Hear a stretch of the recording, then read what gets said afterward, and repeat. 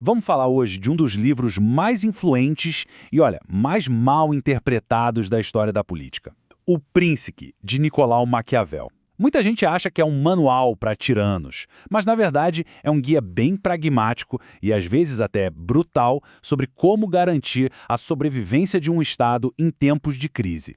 Quando a gente escuta a palavra maquiavélico, o que vem na cabeça? Para a maioria das pessoas, a imagem é logo negativa, né? A gente já pensa em traição, em poder a qualquer custo. Vem à mente aquela figura que age na falsidade, um mestre da manipulação que trata os outros como se fossem peças num tabuleiro, tudo para atingir os próprios objetivos. Essa palavra também carrega um peso de frieza, sabe? De uma pessoa disposta a usar força bruta sem pensar duas vezes, sem nenhum pingo de remorso. E claro, a imagem de alguém que é obcecado pelo poder, que simplesmente separa as próprias ações de qualquer código moral. Mas olha, essa imagem, apesar de ser muito popular, ela está incompleta. A verdade, como o próprio Maquiavel ensinaria para a gente, é muito mais complexa e, sinceramente, bem mais interessante. Para a gente entender Maquiavel de verdade, a gente precisa voltar no tempo, lá para a Itália do século XVI.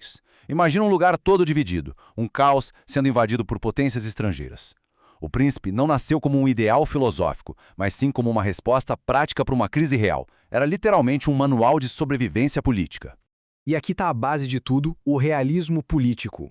Maquiavel foi um pioneiro porque ele tirou a política do campo da religião, da utopia. Enquanto todo mundo escrevia sobre como um líder deveria ser no mundo perfeito, Maquiavel focou em como ele precisava agir no mundo real para ser eficaz e proteger seu povo. Então, o ponto central é este. Para Maquiavel, o objetivo final da política não é a virtude pessoal do governante, mas sim a ordem, a estabilidade e a sobrevivência do Estado. Um líder que falha nisso, falha em tudo. Não importa o quão piedoso ele seja na vida pessoal. Beleza, mas então, como um líder consegue navegar nesse mundo tão perigoso? Maquiavel não dá só o diagnóstico do problema. Ele oferece um verdadeiro kit de ferramentas conceituais para exercer o poder de forma eficiente.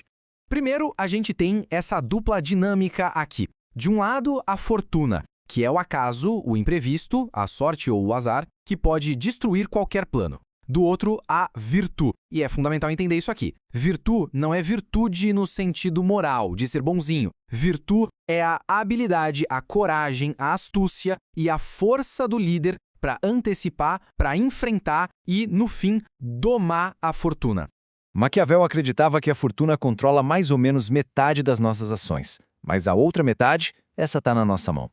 Um líder com virtude consegue construir barreiras para se proteger das enchentes da sorte, transformando o caos em oportunidade.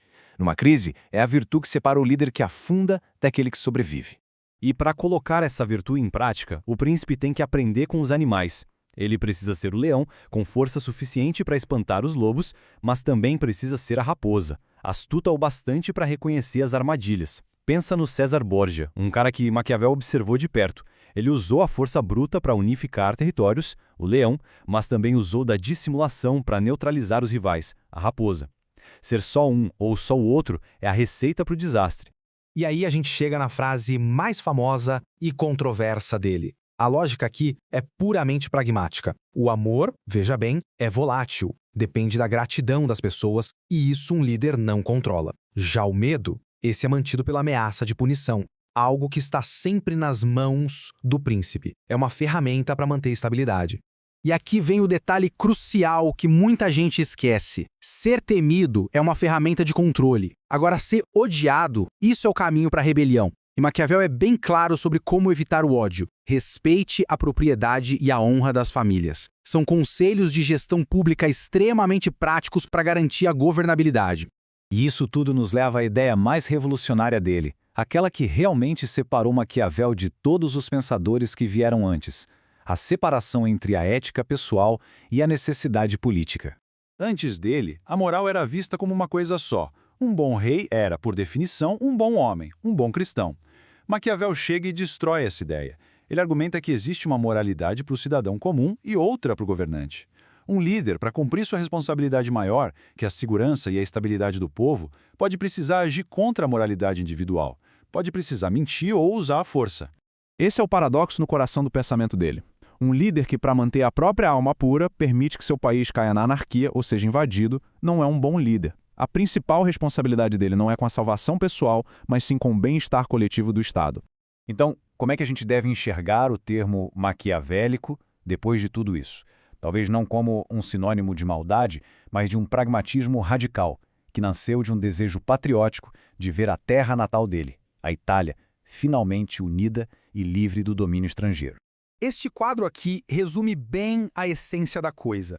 É sobre enxergar a realidade como ela é, entender que o poder precisa ser conquistado e mantido pela habilidade, não porque veio de Deus, e isso exige uma moralidade flexível, onde o bem maior não é a bondade do indivíduo, mas a estabilidade e a segurança de todos. E o mais impressionante é que essas ideias de 500 anos atrás ainda ecoam muito forte hoje. Qualquer pessoa em posição de liderança, seja na política, seja nos negócios, enfrenta esses mesmos dilemas. Como equilibrar o idealismo e o pragmatismo, como antecipar crises e como tomar aquelas decisões impopulares, mas necessárias para o bem maior da organização ou da nação. E a gente termina com esse dilema que Maquiavel nos deixou, um dilema que é tão urgente hoje quanto era lá no tempo dele. Ele nos deu as ferramentas para pensar sobre o poder de forma realista, mas a questão de como usar essas ferramentas com sabedoria, sem cruzar aquela linha tênue que separa o mal necessário da pura tirania, bom, essa continua sendo a grande questão para quem ousa liderar.